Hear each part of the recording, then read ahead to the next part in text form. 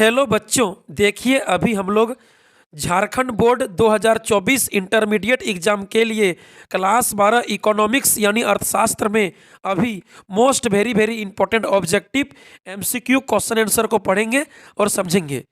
ये जो question paper है पिछले साल 2023 में आर्ट्स वालों को इकोनॉमिक्स में पूछा गया था। तो चलिए सभी क्वेश्चन को सॉल्व करते हैं। देखिए ऑब्जेक्टिव क्वेश्चन को। सवाल नंबर 1, क्वेश्चन नंबर 1 कहता है अर्थव्यवस्था की किस समस्या का संबंध उत्पादन की तकनीकी के चयन से है। इसका सही उत्तर होगा कैसे उत्पादन करें। देखिए कैसे उत्पादन करें का मतलब होता है उत्पादन की तकनीक का चयन करना कि उत्पादन किस तरीका से करें, उत्पादन को किस तकनीक से करें। इसका सही उत्तर होगा उत्पादन कैसे करें, उत्पादन कैसे किया जाए। एक का सही उत्तर 3 होगा, 3। आगे देखिए सवाल नंबर 2, क्वेश्चन नंबर 2 को पढ़िए। कुल उपयोगिता अधिकतम होती है जब सीमांत उपयोगिता का मान होता है 0। कुल उपयोगिता अधिकतम होती है जब सीमांत उपयोगिता का मान होता है 0 यानी 0 होगा। 2 का सही उत्तर ऑप्शन 1 होगा, 1। आगे देखिए क्वेश्चन नंबर 3, क्वेश्चन नंबर 3 को पढ़िए, समझिए। सामान्यतः एक उदासीनता वक्र होता है मूल बिंदु की ओर उत्तल, मूल बिंदु की ओर उन्नतोदर, उन्नतोदर यानी कॉन्वेक्स, उत्तल होगा, उत्तल। 3 का सही उत्तर 3 होगा। आगे देखिए सवाल नंबर 4, क्वेश्चन नंबर 4 को पढ़िए। सामान्यतः एक मांग वक्र की ढाल होती है, एक मांग वक्र डिमांड कर्व का स्लोप होता है, ढाल होता है ऋणात्मक, बाएं से दाएं नीचे की ओर नेगेटिव ऋणात्मक। 4 का सही उत्तर हो जाएगा 2 नंबर, ऑप्शन 2। आगे देखिए क्वेश्चन नंबर 5 पढ़िए। क्वेश्चन नंबर 5 कहता है एक सरल रेखा मांग वक्र के मध्य बिंदु पर मांग की कीमत लोच होती है 1। एक सरल रेखा वाले मांग वक्र के मध्य बिंदु पर बीच में मांग की लोच 1 के बराबर होती है, ऑप्शन 2 होगा। आगे देखिए सवाल नंबर 6, निम्न में से किस वक्र का आकार उल्टा यू आकार का होता है औसत उत्पाद का। याद रखिएगा औसत उत्पाद, सीमांत उत्पाद यानी एवरेज प्रोडक्शन, मार्जिनल प्रोडक्शन, औसत उत्पाद, सीमांत उत्पाद। वक्र का आकार होता है उल्टा यू अक्षर जैसा, उल्टा यू। 6 का सही उत्तर ऑप्शन 4 होगा। आगे देखिए सवाल नंबर 7, क्वेश्चन नंबर 7 को पढ़िए। उत्पादन फलन Q बराबर A L के पावर में अल्फा K के पावर में बीटा में पैमाने का प्रतिफल की माप है। देखिए ये जो उत्पादन फलन दिया गया है ये कॉब डगलस का उत्पादन फलन है, कॉब डगलस का उत्पादन फलन दिया गया है। Q बराबर A लेबर के पावर में अल्फा है और कैपिटल यानी पूंजी के पावर में बीटा है। तो पैमाने का प्रतिफल की माप क्या होगी। कॉब डगलस के उत्पादन फलन में पैमाने का प्रतिफल की माप होती है अल्फा प्लस बीटा, यानी लेबर का जो घात है अल्फा और पूंजी कैपिटल का घात है बीटा, अल्फा प्लस बीटा होता है पैमाने का प्रतिफल की माप। 7 का 1 होगा, 7 का 1। आगे देखिए क्वेश्चन नंबर 8 नंबर क्वेश्चन पढ़िए। सीमांत लागत और औसत लागत एक दूसरे के बराबर होती है जब, सीमांत लागत और औसत लागत एक दूसरे के बराबर होती है, AC बराबर MC होता है जब औसत लागत घटकर न्यूनतम होती है। जब AC घटकर न्यूनतम होती है तब MC उसे नीचे से काटती है जहां पर AC बराबर MC होती है न्यूनतम बिंदु पर, ठीक है। औसत लागत जब न्यूनतम होती है AC तब MC उसको नीचे से काटती है जहां दोनों बराबर होती है। सही उत्तर हो जाएगा ऑप्शन 4। आगे देखिए क्वेश्चन नंबर 9 नंबर क्वेश्चन पढ़िए। 9 नंबर क्वेश्चन है निम्नलिखित में से कौन सा वक्र उत्पाद अक्ष के समांतर होता है, यानी एक्स अक्ष, उत्पाद अक्ष यानी एक्स अक्ष आउटपुट के समांतर होता है। सही उत्तर हो जाएगा कुल स्थिर लागत वक्र, ठीक है। बोलेगा यू आकार का तो हो जाएगा औसत लागत वक्र, सीमांत लागत वक्र। यू आकार का बोलेगा तो सीमांत लागत औसत लागत हो जाएगा, ठीक है। चलिए 9 का सही उत्तर 1 होगा। एक्स अक्ष के समांतर, उत्पाद अक्ष के समांतर होता है कुल स्थिर लागत वक्र, TFC वक्र। आगे देखिए सवाल नंबर 10, पूर्ण प्रतियोगिता बाजार में किस प्रकार की वस्तुओं का उत्पादन होता है। सही उत्तर होगा समरूप।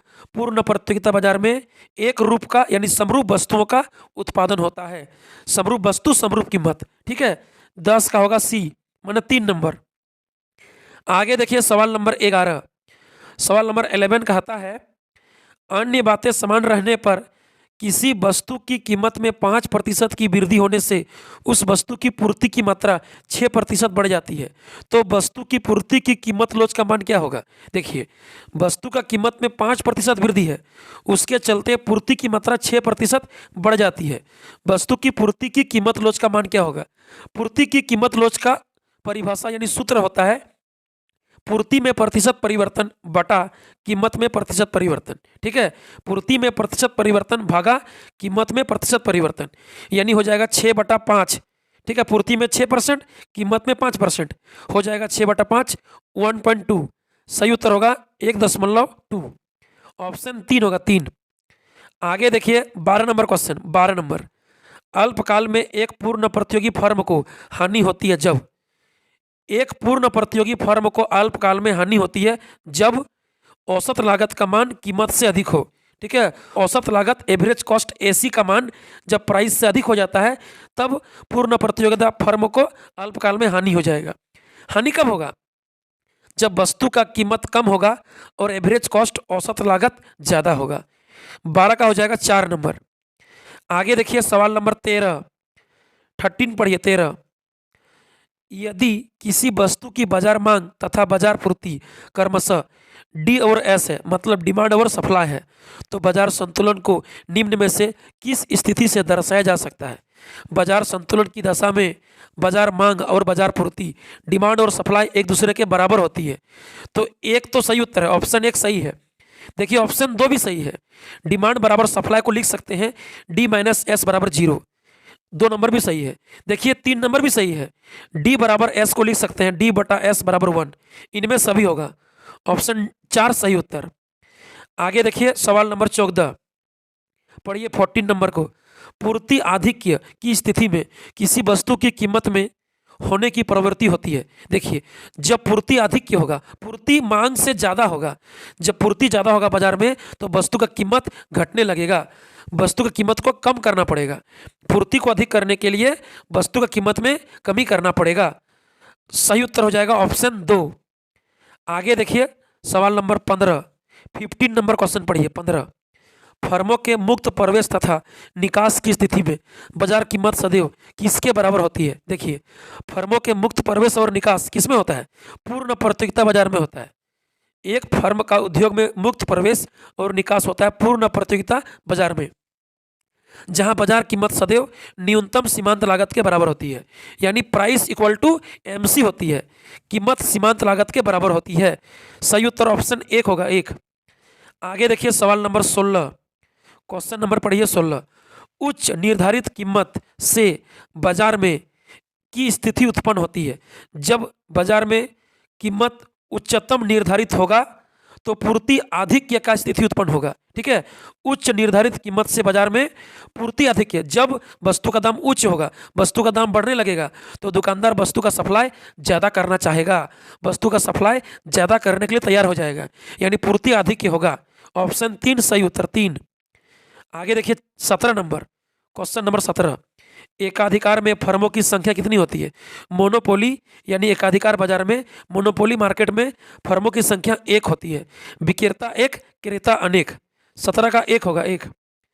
आगे देखिए सवाल नंबर 18 पढ़िए 18। एक एकाधिकारी नियंत्रित कर सकता है। एकाधिकार बाजार में एक एकाधिकारी व्यक्ति नियंत्रित कर सकता है, यानी तय कर सकता है कीमत या उत्पादन मात्रा में किसी एक को। ठीक है, देखिए एकाधिकारी व्यक्ति कीमत और उत्पादन दोनों को तय कर सकता है, लेकिन एक साथ नहीं। जब कीमत को बढ़ाएगा यानी उत्पादन कम है तब कीमत बढ़ेगा, और जब उत्पादन ज्यादा हो जाएगा तब कीमत घट जाएगा। दोनों एक साथ नहीं होगा। उत्पादन कम होगा तब कीमत बढ़ेगा, और जब उत्पादन ज्यादा होगा तो कीमत घट जाएगा। यानी कीमत और उत्पादन दोनों को तय कर सकता है, लेकिन एक साथ नहीं, किसी एक को। ठीक है, सही उत्तर 4 होगा, ऑप्शन 4। आगे देखिए 19 number question number 19 number question है। जिस बाजार संरचना में केवल 2 फर्म हो तो उसे कहा जाता है द्विअधिकार। जिस बाजार में केवल 2 फर्म हो उसको बोलेंगे द्विअधिकार। 2 फर्म 2 विक्रेता हो उस बाजार को बोलेंगे द्विअधिकार बाजार, डायपोली मार्केट। आगे देखिए सवाल नंबर 20 नंबर क्वेश्चन पढ़िए। कार्टेल निर्माण किस प्रकार की बाजार संरचना में संभव है? अल्पाधिकार में, या बोल सकते हैं इनमें सभी में। पूर्ण प्रतियोगिता, एकाधिकार, द्विअधिकार, इनमें सभी में होगा, यानी अल्पाधिकार में होगा। ओलिगोपोली मार्केट में। कार्टेल निर्माण किस प्रकार की बाजार संरचना में संभव है? अल्पाधिकार में, क्योंकि अल्पाधिकार में सब मिक्स होता है, थोड़ा विकेरता होता है और सब मिक्स पाया जाता है। ठीक है, सभी बाजार का मिक्स गुण पाया जाता है। पूर्ण प्रतियोगिता, एकाधिकार, द्विअधिकार, सबका मिला जुला गुण पाया जाता है अल्पाधिकार में, जहाँ कुछ विक्रेता होते हैं, वस्तु समरूप हो सकते हैं, वस्तु विभेदीकृत अलग अलग हो सकते हैं। ठीक है, कार्टेल निर्माण इसी को बोलते हैं, यानी सारा गुण पाया जाएगा सब मार्केट का, अल्पाधिकार में होगा, या बोल सकते हैं इनमें सभी में होगा। 20 का 4। आगे देखिए, अब सेकंड बुक का क्वेश्चन आएगा, समष्टि अर्थशास्त्र मैक्रो इकोनॉमिक्स का क्वेश्चन देखिए सेकंड बुक का। 21 नंबर क्वेश्चन है 21। The general theory of employment interest and money नामक पुस्तक के लेखक कौन है? J.M. Keynes, John Maynard Keynes. The general theory of employment interest and money नामक पुस्तक जॉन मेनार्ड कीन्स ने, J.M. कीन्स ने 1936 में प्रकाशित किया था। 1936 में, 1936 में। सही उत्तर ऑप्शन 3 होगा, 3। आगे देखिए 22 पढ़िए। जीडीपी और एनडीपी में क्या संबंध है? देखिए, जीडीपी और एनडीपी में संबंध है कि जीडीपी बराबर होता है एनडीपी प्लस मूल्यह्रास। ठीक है, और एनडीपी बराबर होता है जीडीपी माइनस मूल्यह्रास। याद रखिएगा, जब जीडीपी निकालेंगे, ग्रॉस डोमेस्टिक प्रोडक्ट, सकल घरेलू उत्पाद, तो हमको शुद्ध घरेलू उत्पाद में मूल्यह्रास जोड़ना पड़ेगा, और जब हम एनडीपी निकालेंगे, शुद्ध घरेलू उत्पाद, तो जीडीपी में माइनस करना पड़ेगा मूल्यह्रास। यहाँ पर सही उत्तर ऑप्शन 3 होगा, 3। आगे देखिए 23 पढ़िए। 23, निम्न में किस वस्तु का निर्माण में गेहूं एक मध्यवर्ती वस्तु है? यानी किस वस्तु के निर्माण में गेहूं को एक मध्यवर्ती वस्तु के रूप में प्रयोग किया जाता है? चपाती के निर्माण में होगा, चपाती में रोटी, रोटी में यानी आटा में गेहूं का प्रयोग होता है। ठीक, बिस्कुट निर्माण में गेहूं का प्रयोग होता है, आटा का। ब्रेड में भी होता है, इनमें सभी होगा।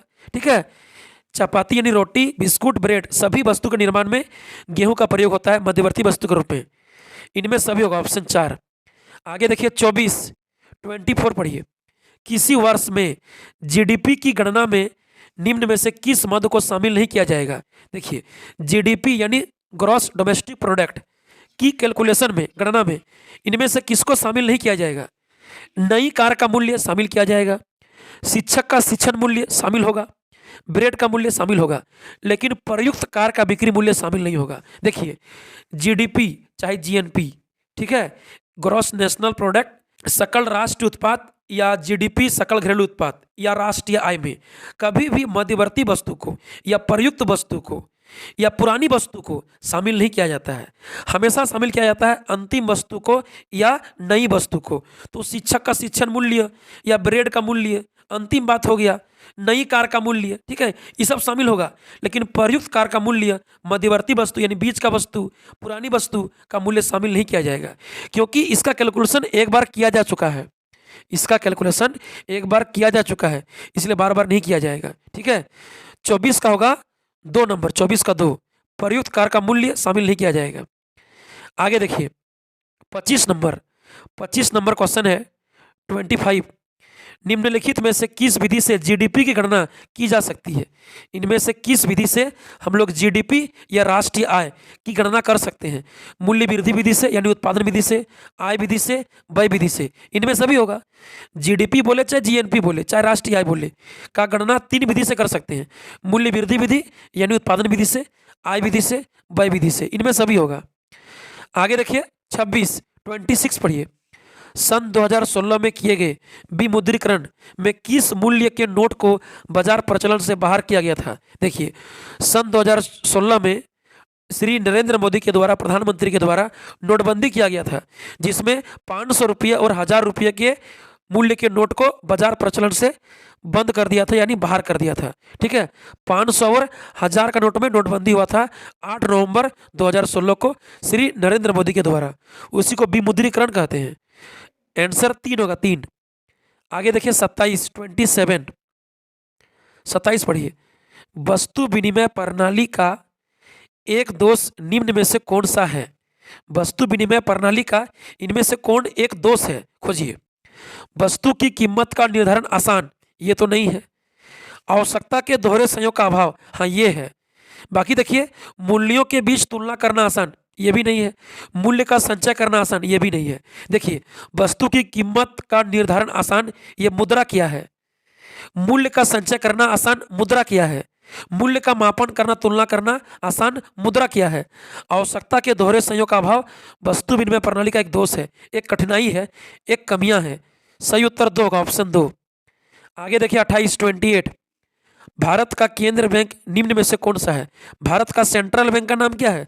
Reserve bank of India. ठीक है, भारत का केंद्र बैंक सेंट्रल बैंक का नाम है रिजर्व बैंक ऑफ इंडिया, भारतीय रिजर्व बैंक, आरबीआई।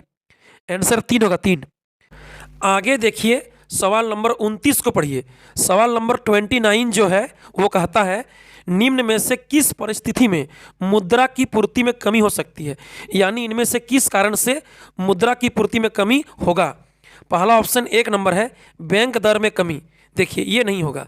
केंद्र बैंक जब बैंक दर में कमी करती है तो व्यापारिक बैंक के पास मुद्रा की मात्रा बढ़ जाती है, जिससे अर्थव्यवस्था में मुद्रा की पूर्ति में वृद्धि होती है, कमी नहीं वृद्धि हो जाएगा। 1 नंबर ऑप्शन नहीं होगा। 2 नंबर ऑप्शन है नगद आरक्षित अनुपात यानी कैश रिजर्व रेशियो, सीआरआर में वृद्धि। जब केंद्र बैंक सेंट्रल बैंक सीआरआर में वृद्धि करती है तो व्यापारिक बैंक के पास मुद्रा की मात्रा घट जाती है और व्यापारिक बैंक से मुद्रा की पूर्ति कम होती है, अर्थव्यवस्था में मुद्रा का संकुचन होगा, मुद्रा की पूर्ति में कमी होगी। ये उत्तर सही है, ऑप्शन 2 होगा। आगे 3 नंबर है आरबीआई के द्वारा प्रतिभूतियों का क्रय। जब आरबीआई प्रतिभूतियों का क्रय करेगा तो अर्थव्यवस्था में बैंक के पास मुद्रा की मात्रा बढ़ जाएगी, यानी मुद्रा की पूर्ति में वृद्धि होगी, साख मुद्रा का विस्तार होगा। ये भी उत्तर सही नहीं है। ठीक है, इनमें सभी नहीं होगा। सही उत्तर होगा ऑप्शन 2, राइट आंसर ऑप्शन 2 होगा। आगे देखिए क्वेश्चन नंबर 30 को पढ़िए। क्वेश्चन नंबर 30 कहता है उपभोग फलन C बराबर 100 प्लस 0.5 y में स्वायत्त उपभोग है। एक होता है प्रेरित उपभोग, दूसरा होता है स्वायत्त उपभोग। प्रेरित उपभोग आय स्तर यानी y पर निर्भर करती है, इसलिए 0.5 y प्रेरित उपभोग कहलाएगा। और स्वायत्त उपभोग आय स्तर पर निर्भर नहीं करती है, आय स्तर से संबंधित नहीं होती है, इसलिए 100 जो होगा, जो y से संबंधित नहीं है 100, उसको बोलेंगे स्वायत्त उपभोग। सही उत्तर ऑप्शन 3 होगा, 3। आगे देखिए 31 नंबर क्वेश्चन पढ़िए। 31 एमपीसी के मान के संबंध में निम्न में से कौन सा कथन सही है? एमपीसी का मान क्या होता है? एमपीसी का मान हो सकता है 0 एवं 1 के बीच, 0 से ज़्यादा और 1 से कम होता है एमपीसी का मान, इसलिए सही उत्तर दिख रहा है ऑप्शन 3। ठीक है, एमपीसी का मान 0 से अधिक और 1 से कम होता है या बराबर भी हो सकता है। ठीक है, सही उत्तर ऑप्शन 3 होगा, 3 होगा, 3। आगे देखिए 32 नंबर क्वेश्चन पढ़िए। 32 कहता है यदि किसी अर्थव्यवस्था में एमपीसी का मान 0.4 है तो एमपीएस का मान क्या होगा? देखिए एमपीसी और एमपीएस का जोड़ 1 के बराबर होता है। एमपीसी का मान 0.4 है तो एमपीएस का मान हो जाएगा 1 माइनस 0.4 यानी 0.6। सही उत्तर होगा ऑप्शन 2। आगे देखिए 33 नंबर क्वेश्चन है 33। यदि अर्थव्यवस्था में एमपीएस में वृद्धि हो तो कुल बचत में क्या होगी? हमेशा वृद्धि होगी। जब एमपीएस बराबर होता है कुल बचत में परिवर्तन तथा कुल आय में परिवर्तन, तो एमपीएस में वृद्धि होने से कुल बचत में वृद्धि होगी, हमेशा वृद्धि होगी, 1 नंबर होगा।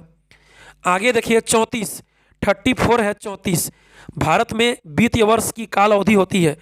भारत में वित्तीय वर्ष की अवधि है 1 अप्रैल से 31 मार्च। बजट जो चलता है भारत में, बजट वार्षिक होता है, 1 साल का होता है, 1 अप्रैल से 31 मार्च तक। 3 नंबर होगा, सही उत्तर 3। आगे देखिए 35 पढ़िए। इनमें से कौन सा प्रत्यक्ष कर है? इनमें से कौन सा डायरेक्ट टैक्स प्रत्यक्ष कर का एग्जाम्पल है, उदाहरण है? देखिए वस्तु एवं सेवा कर, ये हो जाएगा अप्रत्यक्ष कर। उत्पादन कर, ये हो जाएगा अप्रत्यक्ष कर। प्रशुल्क, ये भी हो जाएगा अप्रत्यक्ष कर। लेकिन निगम कर बोलेगा, आय कर बोलेगा, संपत्ति कर बोलेगा, उपहार कर, ये सभी होता है प्रत्यक्ष कर यानी डायरेक्ट टैक्स। सही उत्तर होगा 3। जीएसटी अप्रत्यक्ष कर है, इनडायरेक्ट टैक्स है। आगे देखिए 36 पढ़िए। 36 देखिए राजस्व घाटा क्या होता है? राजस्व घाटा बराबर होता है राजस्व व्यय और राजस्व प्राप्ति का अंतर। ठीक है, राजस्व व्यय एवं राजस्व आय के अंतर को राजस्व घाटा कहते हैं। सही उत्तर 1 नंबर होगा, 1 नंबर। आगे देखिए 37 है किस प्रकार की वस्तुओं के उपभोग में प्रतिद्वंद्विता नहीं होती है? किस प्रकार के वस्तुओं के उपभोग में प्रतियोगिता नहीं होती है? सरकारी वस्तु में, सार्वजनिक वस्तु में। सार्वजनिक वस्तुओं का लाभ सबको मिलता है, बराबर मिलता है, उसमें अमीर गरीब का कोई भेदभाव नहीं होता है, कोई कम बेसी नहीं होता है, उसको बोलेंगे सरकार का सार्वजनिक वस्तु, 1 नंबर होगा। आगे देखिए 38 है 38। विश्व बैंक की स्थापना किस वर्ष हुई थी? विश्व बैंक की स्थापना हुई थी 1944 में, ठीक है। विश्व बैंक, वर्ल्ड बैंक की स्थापना 1944 में हुई थी। 38 का 2 होगा 2। आगे देखिए 39 पढ़िए। 39 नंबर क्वेश्चन है, जब किसी देश की विदेशी विनिमय दर का निर्धारण बाजार शक्तियों के द्वारा होता है, यानी विदेशी विनिमय बाजार में मांग और पूर्ति की शक्तियों द्वारा होता है, तो इस प्रकार की विनिमय दर को कहते हैं लोशील विनिमय दर, यानी तीर्थी विनिमय दर, फ्लेक्सिबल एक्सचेंज रेट, ठीक है। जब किसी देश की विदेशी विनिमय दर का निर्धारण बाजार शक्तियों के द्वारा, यानी विदेशी विनिमय बाजार में मांग और पूर्ति की शक्तियों द्वारा, विदेशी मुद्रा की मांग और पूर्ति की शक्तियों द्वारा विदेशी विनिमय दर का निर्धारण होगा, तो उसको बोलेंगे लोशील विनिमय दर, तीर्थी विनिमय दर, ठीक है, फ्लेक्सिबल एक्सचेंज रेट। सही उत्तर ऑप्शन 2 होगा 2। आगे अंतिम क्वेश्चन 40 पढ़िए, 40 नंबर क्वेश्चन है, निम्नलिखित में से भुगतान संतुलन के चालू खाते का एक घटक कौन सा है? भुगतान संतुलन के चालू खाते का घटक है वस्तुओं का आयात, ठीक है। वस्तुओं का आयात निर्यात होता है चालू खाते का घटक, याद रखिएगा। हमेशा वस्तुओं का जो लेन देन है, दृश्य वस्तुओं का आयात निर्यात है, उसको भुगतान संतुलन के चालू खाता में रिकॉर्ड रखा जाता है। सही उत्तर ऑप्शन 3 होगा 3। तो इस वीडियो को अपने सभी दोस्तों तक अधिक से अधिक शेयर कीजिएगा। फिर मिलेंगे अगली वीडियो में, तब तक के लिए बाय बाय, थैंक यू।